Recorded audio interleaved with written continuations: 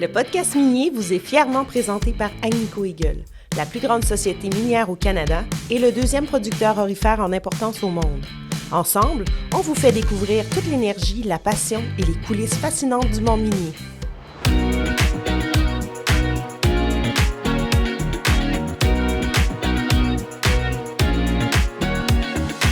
Bienvenue au podcast minier. Je me présente, Manon Rouillé, présidente de l'agence de communication Rouillé et votre animatrice. Le podcast se déroule dans le contexte de Québec Mine 2025, alors c'est pour ça qu'il y a un peu de bruit. Aujourd'hui, on part à la rencontre d'une invitée, d'une femme inspirante que j'apprends tranquillement mais sûrement à découvrir. Elle incarne réellement la nouvelle génération de leaders du secteur minier. Ingénieure de formation et passionnée par l'environnement, Marie-Claude Dion-Saint-Pierre a gravi les échelons du monde de l'ingénierie pour aujourd'hui diriger GCM Enviro Synergie, qui est une filiale de GCM Corpo. D'ailleurs, on a un épisode de GCM Corpo qui est l'épisode 78 pour ceux-là qui veulent en apprendre un peu plus.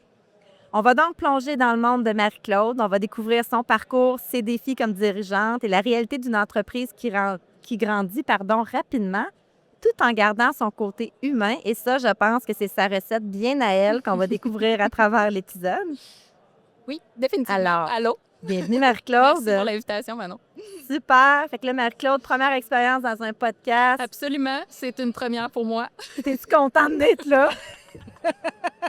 J'apprécie énormément de prendre un moment pour jaser avec toi, mais c'est sûr que je suis un peu inconfortable. Mais ça va aller. Bon, Marie-Claude, avant qu'on rentre dans l'entreprise, qu'on parle de GCM Enviro Synergie, parle-nous de ton parcours que moi, j'ai appris à découvrir il y a quelques semaines. Bien, j'ai toujours voulu faire de l'environnement. Ça a toujours fait partie de ce que je voulais faire depuis le début secondaire 1, 2. Je faisais de l'écologie, puis ça m'a toujours intéressée. Puis j'ai vu le véhicule du génie chimique pour être capable de travailler en environnement. Puis j'ai éventuellement fait bac maîtrise en génie chimique. Puis pour me spécialiser en environnement à la maîtrise, puis pouvoir travailler en traitement des eaux, ça a été ma grande spécialité technique quand je faisais encore quelque chose. Là, aujourd'hui, je suis vraiment plus en gestion. Fait que je suis beaucoup moins technique, mais je faisais du traitement des eaux dans l'industrie minière. Je suis tombée dans l'industrie minière un peu par hasard aussi. Mes premières jobs avec Génivore. Je suis tombée dans ce monde-là. J'ai adoré ça. Je suis restée dans l'industrie suivant ça. Je suis allée travailler chez Agnico Eagle quelques années. Je déménageais en Abitibi pour me connecter un peu plus avec ce métier-là. Est-ce que tu es originaire de où? Trois-Rivières. OK. Fait qu'il y avait vraiment une connexion familiale.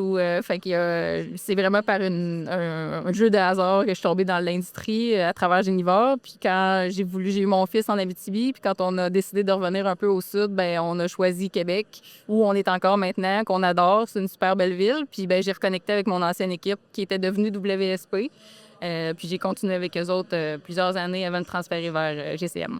Qu'est-ce que tu dis? Avant, tu n'étais pas dans le secteur minier, mais tu travaillais dans d'autres secteurs. Qu'est-ce qui t'a attiré? Tu t'es dit, OK, moi, à partir de là, après Génivore, je t'ai travaillé chez Agnico. Qu'est-ce qui a fait que tu as resté dans le secteur minier? C'est les gens, c'est l'attitude aussi, là. C'est tellement... On travaille fort dans l'industrie minière, on pèle la garnotte dans l'industrie minière, on se lève de bonne heure dans l'industrie minière, mais on travaille tout le temps dans un but commun, on a des accomplissements, on travaille dans un milieu qui a beaucoup, beaucoup de camaraderie, puis je me suis retrouvée là-dedans. J'ai trouvé mon côté funny un peu avec toute cette industrie-là que j'ai toujours adoré. Je suis tombée dans l'industrie relativement tôt dans mes premières expériences, fait que ça fait une vingtaine d'années que je suis dans ce domaine. Tes premières années de terrain, tu en as parlé tantôt, Agnico, WSP, tu es allée un peu partout, veux pas. Oui, tu es une fille de Trois-Rivières, mais dans tes autres jobs, tu as fait de l'Abitibi, tu es allée au Nunavut, tu n'as pas été aussi en Finlande. Oui. Fait que ça t'amène à voyager. C'est-tu un aspect que tu as trouvé facile ou difficile? Justement, tu disais que tu avais un jeune garçon, ce côté-là de gérer la famille, gérer les déplacements, veux pas le secteur minier. À tout le monde qu'on parle, qu'est-ce qu'on sait? C'est oui, on voyage beaucoup, hein? Oui, c'est pas tout le temps des endroits fashion non plus, là.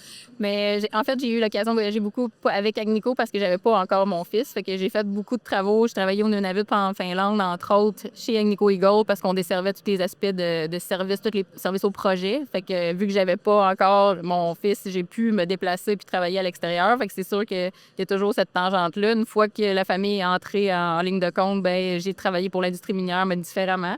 J'étais moins capable de partir sur les runs. Un jour, j'y retournerai peut-être. Je me dis tout le temps que j'ai toujours aimé ça. Fait que peut-être qu'un jour, quand tu seras plus grand, j'y retournerai peut-être. On l'avait vécu, des fois, on va chez nos clients comme Windfall, puis on a vécu, puis j'avais fait un épisode là-dessus aussi, mais on n'a pas vécu le fly-in, fly-out, mais on a vécu la vie de camp, puis d'être éloigné. Puis ma collègue Stéphanie, c'est un peu ça qu'elle disait. Elle dit, ouais, un coup qu'on le vit, on comprend pourquoi que les gens font ça, fly-in, fly-out, puis les runs, puis tu sais, c'est séduisant, puis c'est pas fait pour tout le monde, par contre.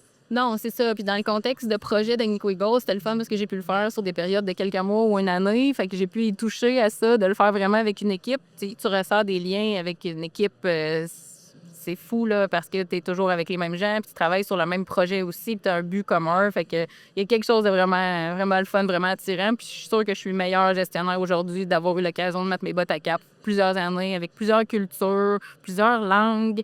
Il a fallu que je travaille ma patience, mon ouverture, ma compréhension. C'est toutes des qualités qui me servent aujourd'hui dans ce que je fais au quotidien. Maintenant, parlons justement de ta filiale que tu diriges, GCM Enviro Synergie. Ça mange quoi en hiver, cette belle filiale-là? Bien, GCM Enviro Synergie, c'est issu d'un projet on était un département environnement de GCM Consultant. Puis c'est tout initié. Vous irez entendre le superbe podcast de Jonathan et Émilie qui explique un peu comment la genèse de cette histoire-là. Mais c'est que Jonathan a voulu nous aligner vers une tendance plus horizontale comme compagnie. On prenait de l'ampleur, on s'en venait vers 600 employés. Ça devient gros. On trouvait qu'on perdait un peu notre agilité, notre flexibilité qui est dans nos valeurs, notre fun au travail parce qu'on commence à être dans une organisation plus grosse. Fait qu'il a voulu nous donner la même flexibilité, agilité, mais à l'intérieur d'une grande organisation. Puis l'environnement, Émilie a toujours voulu... Émilie Bélanger. Émilie Bélanger, bien sûr, ma partner qui était... Mon ami. Oui, et qui était avec nous, qui est toujours avec nous, qui était avec moi dans la genèse de toute cette histoire, cette belle histoire-là. Elle a toujours su que l'environnement est un peu à part de l'ingénierie traditionnelle. Ça a des besoins différents. Nos clients ont des besoins différents à ces étapes-là de projet. Fait qu'on a été identifiés rapidement comme une force motrice indépendante. Fait qu'on a eu notre propre filiale au même titre que 6 autres à l'intérieur de GCM, qui est maintenant GCM Corpo. Puis nous, on a les services en environnement et développement durable. On a 3 services principaux, puis on en a ajouté un 4e avec une acquisition en septembre. Donc, caractérisation écologique, tout ce qui est permitting, gros aspect des projets miniers. On est très impliqués dans ce volet-là. Et le traitement des eaux. Traitement des eaux potables, sanitaire, industriel, à l'effluent, gestion des eaux aussi. Fait que c'est 3 grandes forces qu'on a toujours eues. Puis on a fait l'acquisition d'une firme, Imosor Environnement, en septembre, qui est maintenant Imosor GCM Enviro, qui a rejoint notre famille puis qui va développer toute la partie des sols contaminés qu'on n'avait jamais vraiment touchés. Fait que c'est phase 1, 2, 3, réhabilitation. Fait qu'on a 4 grands services. Puis dans ces 4 services-là, peut-être le 4e il est plus récent. Fait que dans tes 3 autres services, il y en a un qui est ton flagship, qui est celui-là vraiment, que ce soit le traitement des eaux, les autres. C'est lequel qui est plus mis de l'avant? Beaucoup le permitting. Je dirais que c'est notre plus gros véhicule. Puis moi, je dis traitement des eaux. J'étais sûre que c'est ça que tu allais dire. Mais on fait aussi, tu sais, toute la partie de génie environnemental, le traitement des eaux est très, très fort aussi. C'est connecté.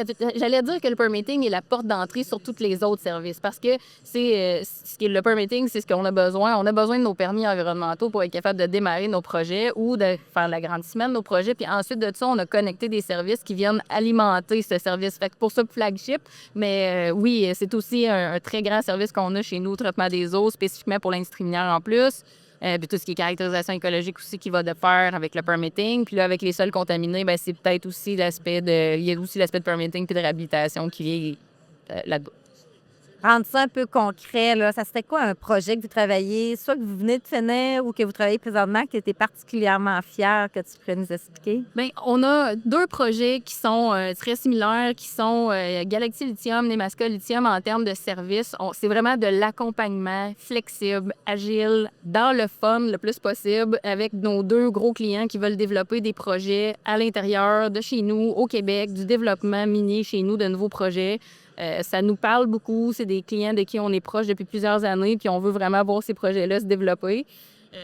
Fait que c'est un exemple des projets qu'on fait qui appartiennent maintenant à Rio Tinto. Là. C'est 2 projets qui sont aussi sous la grande famille de Rio Tinto maintenant.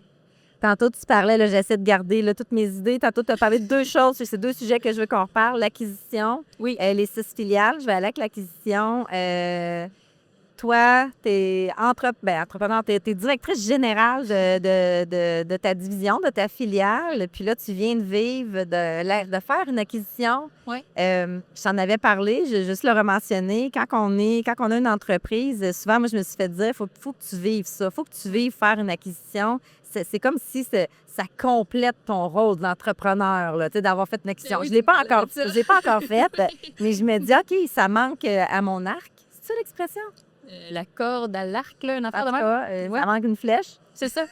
Exactement. Mais là, toi, tu viens de le vivre, tu as ça, plus justement, on oublie l'expression, là. Comment tu as vécu ça? C'était une super belle expérience. J'ai pu le faire parce que le groupe de GCM Enviro, le département qu'on a bâti avec Émilie, avec Karine Gauthier-Dessus, qui est notre directrice aux opérations, puis avec nos 3 chefs d'équipe, puis avec toute notre équipe en arrière, j'ai une équipe consolidée, dynamique, enthousiaste, flexible, satisfaction client, qui a du fun. Fait que ça m'a permis d'étirer un petit peu plus largement mon rôle à moi, qui m'a permis d'aller connecter avec différents partenaires. La clé de ça, c'est de connecter avec plein de partenaires, plein de gens qui ont des services complémentaires aux nôtres ou qui peuvent ajouter à notre équipe, mais qui fit dans nos valeurs, avec qui on a du fun à travailler. Puis c'était le cas de l'équipe d'Imosor Environnement. On a fait plusieurs projets avec eux dans les dernières années. Fait qu'on a été capable de connecter avec cette équipe-là pour dire, on prend-tu une étape de plus pour s'intégrer complètement à l'équipe? Fait qu'on a travaillé des mois de temps à la préparation. J'allais demander combien de temps ça prend à gérer ça, une acquisition. C'est long. C'est très long. Entre l'objectif de dire j'ai envie de faire une croissance par acquisition parce que mon équipe dynamique elle a envie d'explorer des nouvelles avenues, puis de réaliser cette acquisition-là, c'est des années. L'acquisition d'Imosor, en soi, c'est environ 1 année. Ça prend environ 1 an, puis une grosse préparation d'environ 6 mois pour s'assurer que les services sont bien intégrés. On a un partenaire aussi qui est le Fonds FTQ qui doit s'assurer qu'il est d'accord avec ce qu'on prend comme initiative. Fait qu'on prépare nos dossiers en termes de comptabilité, RH, tout ce qui est financier. Fait qu'il y a beaucoup d'analyses, de documentation qui s'est fait que j'ai pas fait seule. Il y a toute une équipe chez GCM aussi qui peut nous accompagner. Fait que ça, c'est un des gros avantages d'être entrepreneur, d'être sa filiale à l'intérieur d'un plus gros groupe. J'ai été accompagnée par des Marc-André, des Manon, des Jonathan, tous des gens qui sont à l'intérieur de l'organisation pour m'amener leur expertise.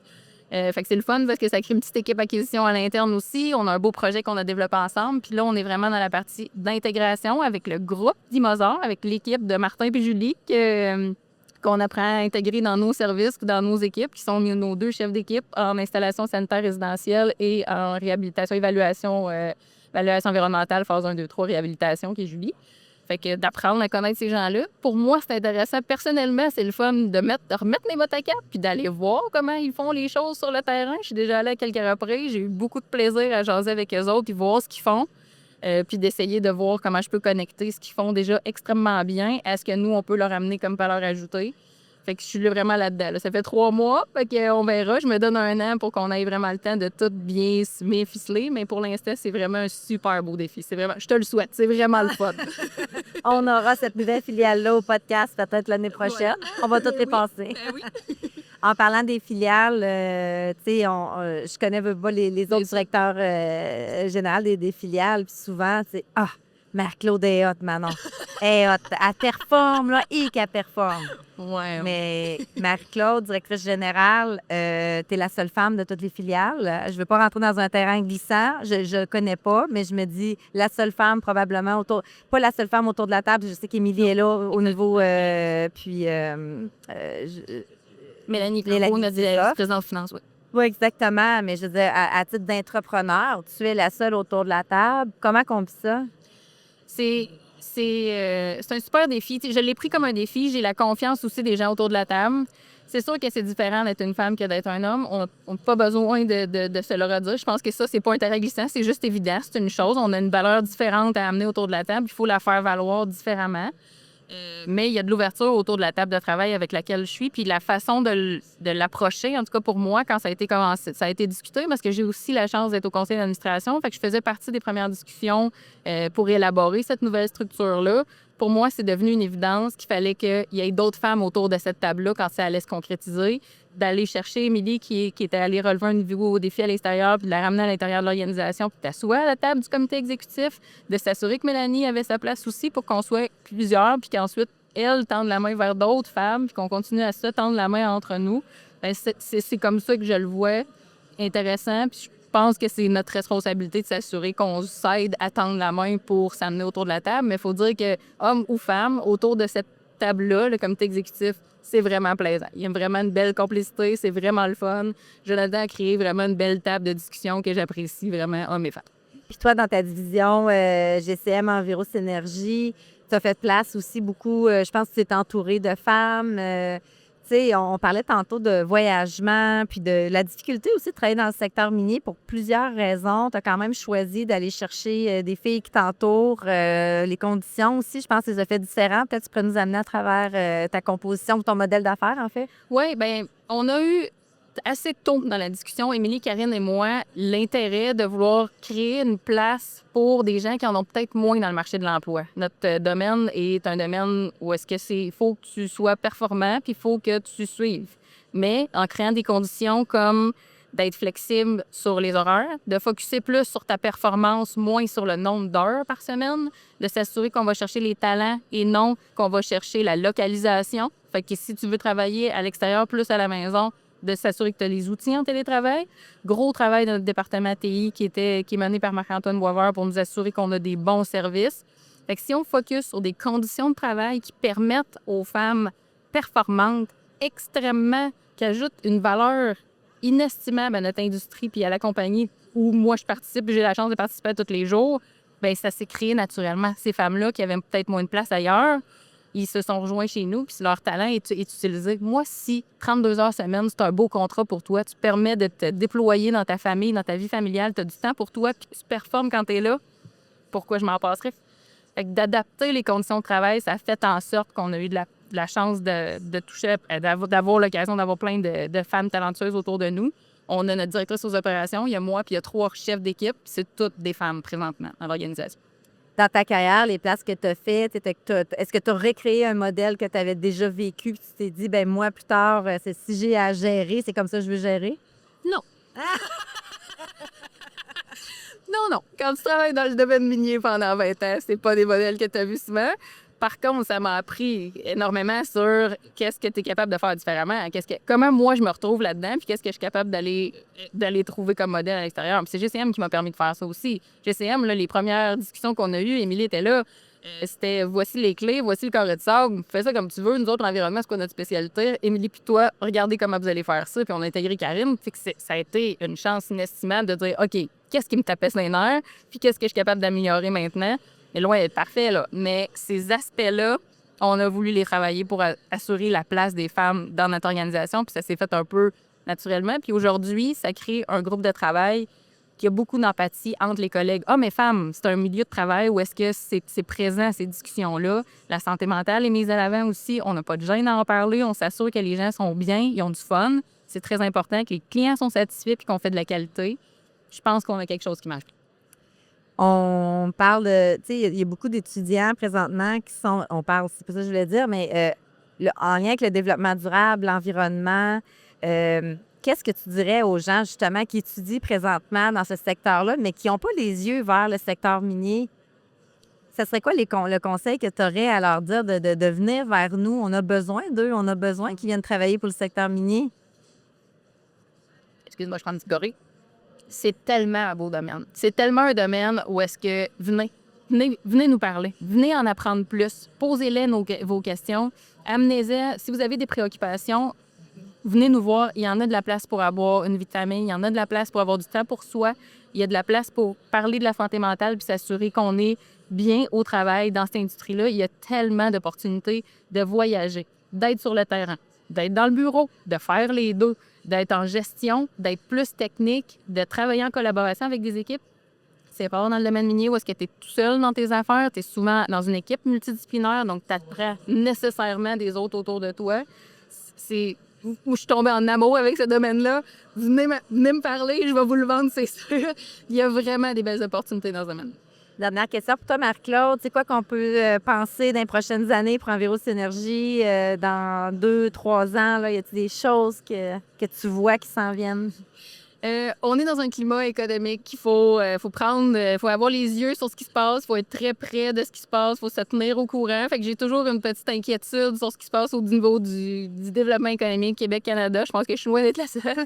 Ça fait partie de nos préoccupations. Mais ce que je veux continuer à avoir pour le groupe, c'est d'avoir une croissance. On n'a pas le choix d'en avoir une, sinon on recule. Fait qu'il faut maintenir une belle croissance, mais avec nos valeurs. Continuer à créer des partenariats avec des gens qui fit avec nous autres, qui ont des belles valeurs, qui vont nous permettre de continuer à nous développer puis de garder notre cœur puis notre couleur pour les années à venir. Je pense qu'on va être capable d'y aller. Je suis certaine. Merci, Marie-Claude. Merci, Manon.